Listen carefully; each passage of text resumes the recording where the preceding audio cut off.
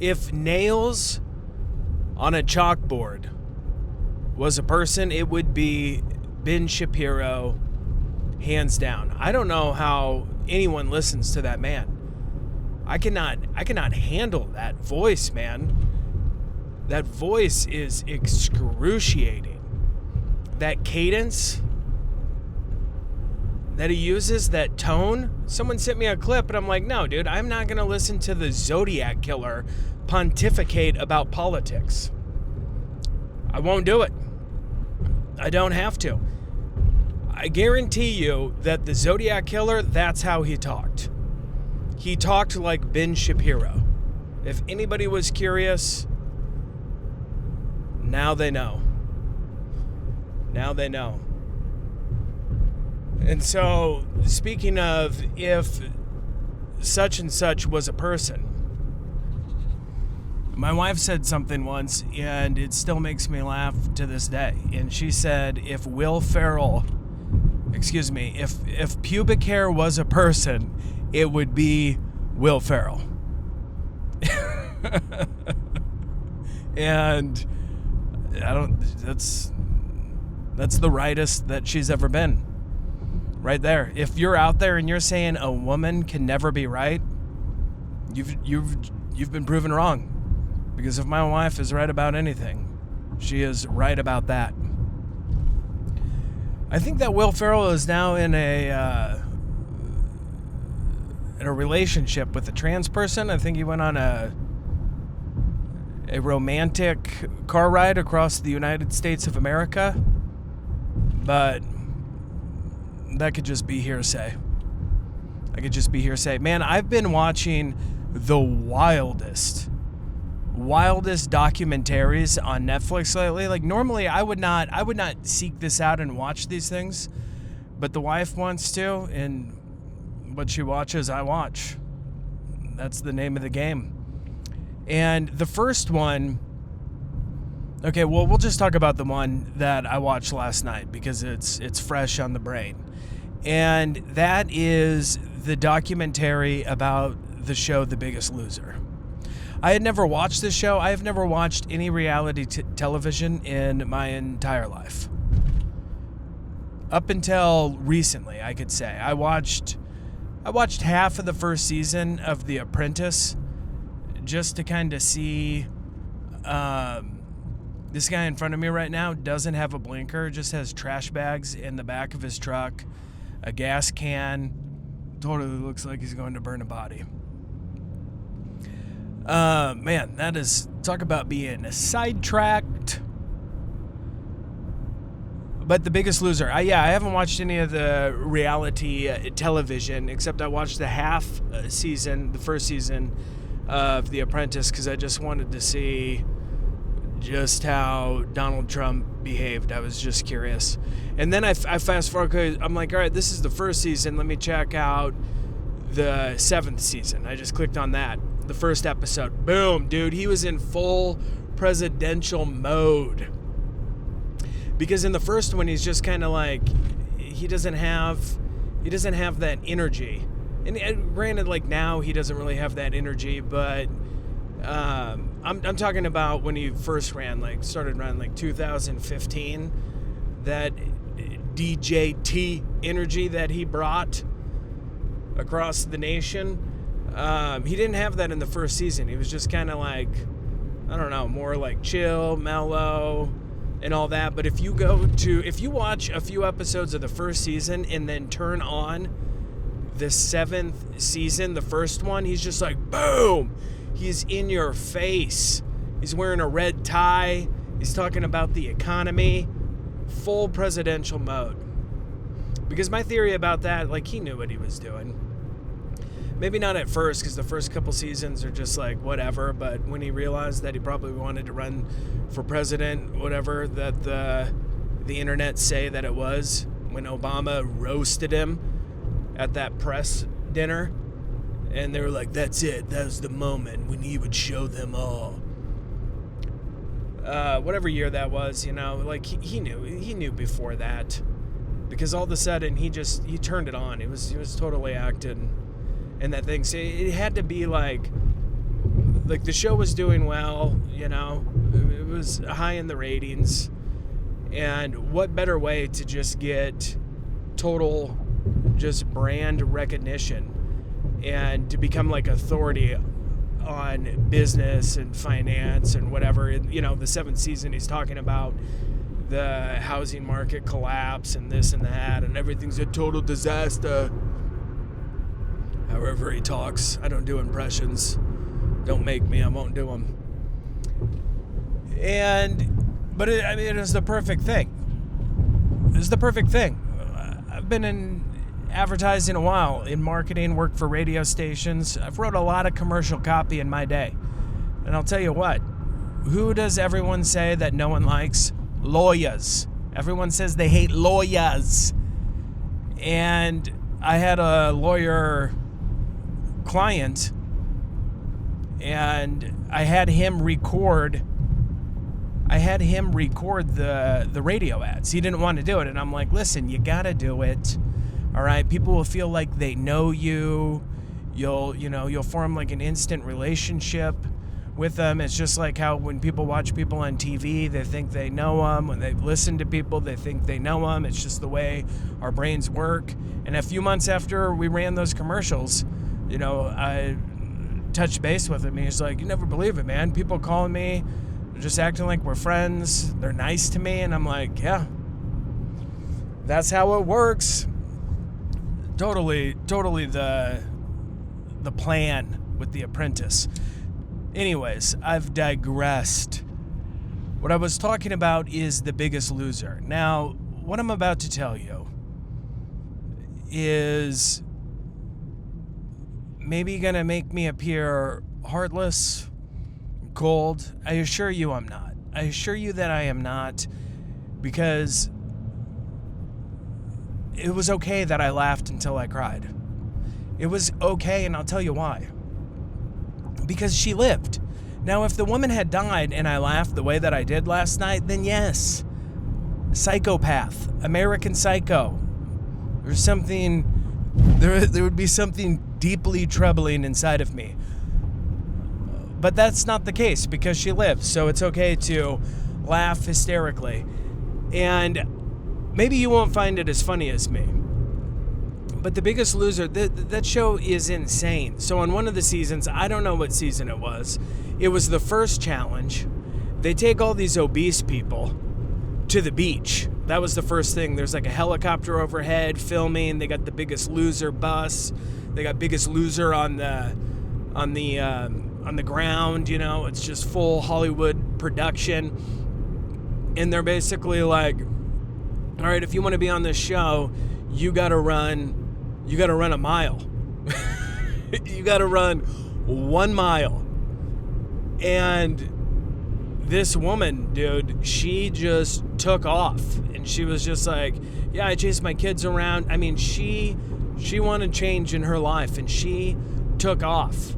And then right before the finish line, she collapsed and her organs shut down. And she had to be life-flighted. Like, I had no idea that there was a death and resurrection on The Biggest Loser. But she said that she died and she saw darkness and her grandpa. That, like, literally running 1 mile killed this one. They killed this woman. They're like, just run a mile. Dude, she took off like a rocket. And then at the end, hands and knees in the sand. Dude, they had the people running in the sand. Have you ran on sand? I have. Running on sand is very difficult. I'll tell you how difficult it is. In Rocky 3, that is how Apollo Creed and Sylvester Stallone train in order to beat Mr. T. They train on the beach and run sprints, dude. That's Rocky level exercise right there that they put these obese people, they made these obese people do that have never ran in their entire lives. This woman had no idea about pacing, nothing. And then this guy, like one of the executive producers on the show, dude, that's in this documentary, J.D. Roth, I believe is his name. This guy is I understand when people say that lizard people walk amongst us. Dude, if there was ever a lizard man, it is this dude. His skin is I mean, he's got to be in his 60s, maybe 70. I don't know, because he's got all like the skin tightened around his eyeballs, but he's still got old skin. And he's got this smile like he would eat a baby. He's got a baby eating smile about him. And he's just like, yeah, it's high stakes. And he's so like polite and smiles all the time, but his smile is that of a lizard. Something deeply wrong with that man. I'm saying it right now. That's my personal opinion. But yeah, dude, they basically almost killed this woman. Dude, she took off. She died. She died, and it was just so ridiculous to me that's how the show started. It was like, all right, you have to run a mile, and it ends with her being life-flighted, dying, and then being resurrected and coming back to the show. And Jillian Michaels and that other guy, they did not want any, I don't know, they didn't like her. I'm going to find out more about it. I got to watch more of the show. But Jillian Michaels, dude, that chick was, I mean, she was hardcore. Just screaming and yelling at these fat people. At one time, she was just riding an obese woman and making her do pull-ups.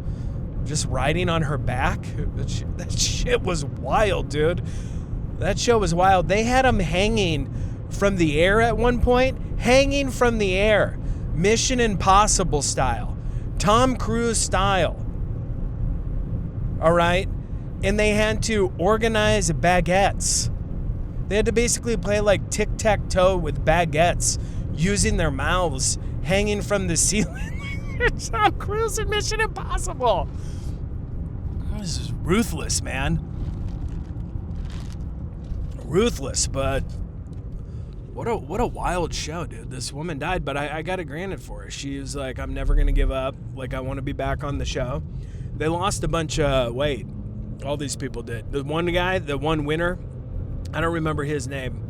Dude, he lost so much weight, he became a different person. Like, you saw, like, he did not look the same from his obese self to the skinny man that he became. He won $250,000. Then he left the show, went home, and he spent $250,000 on food. Bigger than he was before. I'm talking huge. Huge, dude. I feel bad for him. But it's like, yeah, dude, you hit it hard. You have to work out for your entire life. As someone that's had an entire a terrible metabolism his entire life, and I'm talking about myself, like, exercise is just part of it. Like, you just have to work out 3 to 5 times a week for your entire life. You can't just go hit it hard. I mean, this dude said that he was eating 800 calories. 800 calories a day, burning 6,000. That is wild math. I mean, that is incredible. And he didn't want to keep it up. I mean, he looked good. I mean, the amount of skin that he had tucked into his pants and rubber band behind his back, no one could be sure. No one can be certain the amount. But it's just a shame. It's just a shame that he couldn't keep it off. He just had to work out for the rest of his life. No one wants to do that. You know how many times I was just like, yeah, you want to do like a 90-day program, eat really well, work out, get in incredible shape, and then just you think that you're done. You're like, all right, cool, man. I've achieved it. I am completely ripped.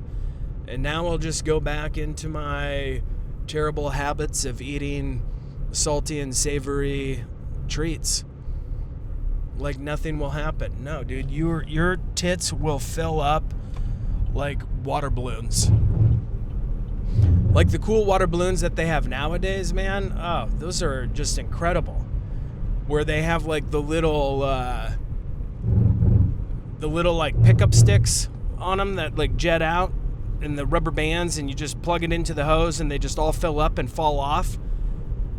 Dude, that is not how we were raised in the 80s and 90s. You had to fill up water balloons just on the hose, one by one.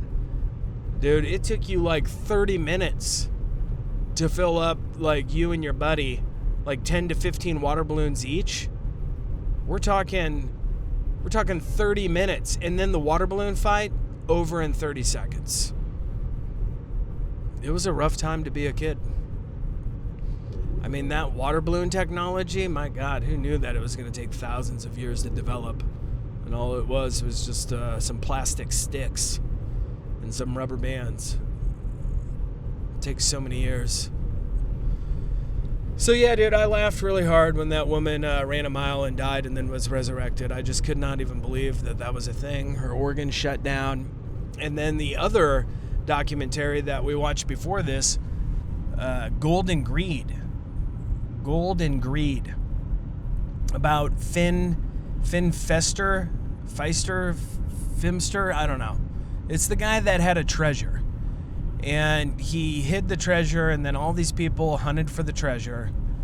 It took like 10 years. And dude, people died. This one family, man. This one family, like the guy was in the pen like 5 times. I call him long neck. The long necks. I mean, this family of long necks, dude. They have incredible giraffe-like necks, just protruding from their torso and it's attaching to their head. It is a sight to behold. I mean, we're just talking neck, bro. So much of it. And this poor family, they thought they had deciphered his poem and his clues, and that they found where the treasure was. And the dad was like, this is it. This is where it's at. And then he thought that this 80-year-old man, like, I don't know, like hooked explosives underneath the boulder and like blew it out, and the boulder rolled down and then covered the treasure. That was his thinking. He was so certain of it that they chiseled away at this boulder for 2 years. For 2 years. They spent every single day busting apart a giant boulder, and then it got to the point where they're like, it's gotta go. They blow it up with dynamite. They blow a boulder up with dynamite. This is how they're spending their time. He's like, this is the hardest I've ever worked in my entire life. Like, imagine working that hard at like a business or a job, you maniac. Blew it up, dude. Not a treasure. Treasure's not there. It's not there. They can't even believe it. They're crying. They are crying because they've been chiseling a boulder for 2 years of their life. The town in Wyoming where they resided, they were from Kentucky, but they drove all the way to Wyoming. The town was cheering them on. They helped them out with supplies. They were certain that this is where the treasure was. People in that town probably knew nothing about the treasure hunt, but knew one thing for certain, and that was that the treasure was not under a giant boulder, because it is retarded to think so. They didn't care. Blew it up, wasted 2 years of their life. I mean, they snapped. A lot of people snapped in the show, because then they went and found like where they thought the treasure was, but it was just like, you know, where they had pinpointed it with all the clues and the maps and the latitude and the longitudes and whatever else. It was in the middle of a river. And then they were like, oh, this rock looks like a bear. It looks like a bear's head, and that's part of the poem, so that it's treasure by proxy. So then they were convinced that they just had to call this guy, Finn, and be like, hey, we found the rock that looks like a bear. Give us the riches. That's what this kid said. Give us the riches. We found it. And he was like, no, that's not at all what... That's not the treasure. It's an actual treasure, man. And they still think it's, whatever. I think they were calling it treasure by proxy or something insane. They still to this day think that he owes them. They even, when this guy, someone found the treasure around this time, then the dude, the Finn, he dies. This family of long necks calls their lawyer, like his lawyer, and is like, hey man, are our riches in his will? And the lawyer's like, I don't know who you are. but no, there are no riches for you in this will. That's how wild it was. But the wildest thing about it is this guy like Justin Posse. I think it's like Posey. This villain, dude, this guy's like Lex Luthor with hair. Let me tell you. He became obsessed, you know, he's like a genius. He said he developed like facial recognition software just for the purpose of hunting this treasure, and God knows what else. He's always like talking. When he's talking in the documentary, he's in front of like, you know, as many monitors as they had in like the Matrix, or like Bruce Wayne had when he was like spying on everyone, Batman. And so he's sitting there, and then this dude went on. He ended up hiding another treasure, and then like people are looking, I think, for his treasure right now. But he had a brother, and you know they're going on in the dock, and he's like, yeah, me and my brother got to spend time together. We're looking for the treasure. Well, it turns out that when the next season came around, you know, after winter and spring's up, because they're looking through this and all the mountains and everything, through Colorado, Wyoming, and such. His brother, I guess, goes out looking for the treasure. And Justin's mom calls him and is like, your brother, he's been gone for a while. I haven't found him. So he goes out looking for him. Finds like where he was like camped and looking. His brother spray painted all these rocks, like treasure, like Finn, like where's the, like all this insane stuff with spray paint, then shot himself in the head. Went nuts. Total, like, yeah. I mean, he snapped. Spray painted a bunch of rocks, shot himself in the face. And his brother's just like, that's the name of the game. I mean, that's not exactly, he didn't say that, but like, that's the energy, you know? That's the vibe that's the energy he was vibing off. It's like, hey, that's the name of the game. I'm going to hide a treasure. Now that people have found this dude's treasure, I'm going to hide one. And more people are going to die. And you want to know what? Indiana Jones never said it was going to be easy. So those are just two wild documentaries that you might want to check out. Might want to. I mean, I recommend it. I mean, I laughed harder at the family of long necks spending 2 years of their life on that boulder than I probably laughed at any episode of The Office. What does that say about me? I don't know. But in The Office, I think, is one of the greatest comedy TV shows of all time, if not the greatest. And I've laughed really, really, really hard at so many of those episodes. I mean, the dinner date one, I mean, so many ones. I might have laughed harder. And then I might have laughed harder at that fat woman running and dying and coming back to life in The Biggest Loser than I laughed at the Golden Greed. I'm telling ya. This is my new thing, dude. Netflix, keep making these documentaries. It is just... Let's see here. Oh, man. I was talking on the phone today, and the person on the other end, their phone was breaking up. And I just kept saying, what? What did you say? I don't, like, a lot of people, if it just breaks up, they just kind of try to piece it together and keep talking because they don't want to be like, hey, what'd you say? I can't hear you. What'd you say? They don't want to mess with it. They just let it roll, dude. I'm not one of those people. Like, I can't live like that, bro. Like, I have to know what you said. So if it's breaking up and you still want to chat, I'm going to ask you a dozen times, 20, 30 times, what did you say? What did you say? Until I get the full picture of what you're laying down. And I just want to know, what do you do? What is it that you do? Are you asking, what did you say? Or are you just rolling with it and just trying to piece it together and being like, whatever they said is, you know, is meaningless, worthless. Like, if you really thought that, like, it doesn't really matter what they said, why are you on the phone? Why are you talking to that person? Isn't the point of being on the phone to hear them? These are the things that keep me up at night.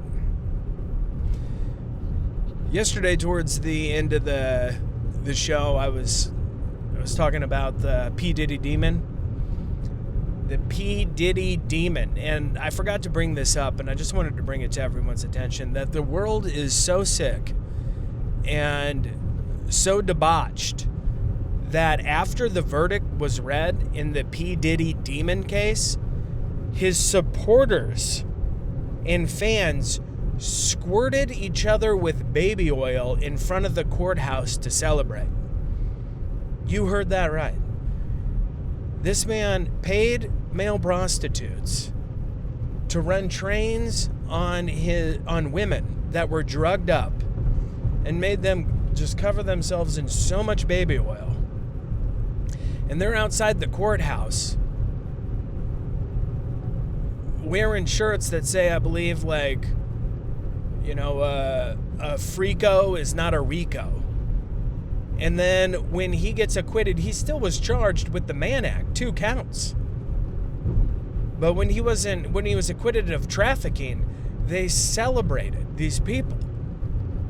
These people that worship the P. Diddy demon celebrated by squirting baby oil all over their bodies. The end is near. The end is near. And I just had to bring that to people's attention. Because if you think that is normal in any sort of way, then you've got some soul searching to do. You've got some deep, deep soul searching to do.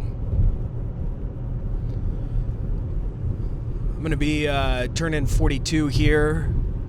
Today is the 19th of August, and on August 25th, I will be turning 42. See, my parents and, like, people that are older in their 60s, they say things like, to be 42 again. And I'm like, dude, I don't know. I just, like, being excited for your 42nd birthday is like being excited for a colonoscopy. Granted, I'm enjoying it. I am. I'm enjoying it. I still know that, you know, I still got some vigor. I know I'm still young because, like, a month ago, we were helping my wife's grandma move from one floor in her nursing home to the other floor. And we were just at the nursing home all day, and it just freaked me out. It freaked me out. Like, I love old people, but I don't know. There's something about a nursing home. You got all these old people lining the hallways. They're barely conscious. And they're just staring at me, lusting after my youth. I could just feel it. I could feel it in their eyes. They were just looking at me like, to have that youth again. Just so horny for my youth, and it freaked me out. It freaked me out. So I know that I'm still at that 42 is not that old. It's not. And I know that by the way these old timers were just licking their chops. Just licking their chops as they stared at me. Just not even licking their chops, just drooling all over their chops. Just wanting a taste of my youth. So that's how I know I still got it. So I'm going to enjoy it. I'm going to go run right now. I'm going to do a 22-minute speed run through the Nike running app. Shirtless, of course. So my nipples can be free. So my nipples can breathe. Nipple breath. I don't know what that means, but it's really, really fun to say. Nipple breath. I was thinking of that band Need to Breathe, and then trying to figure out how I could, twist the words around to mean something about my nipples just being free and just breathing that fresh air. Well, that's what I'm going to go do.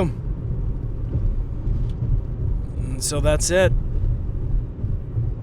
I hope hope you live your life. You love every minute of it. Until next time.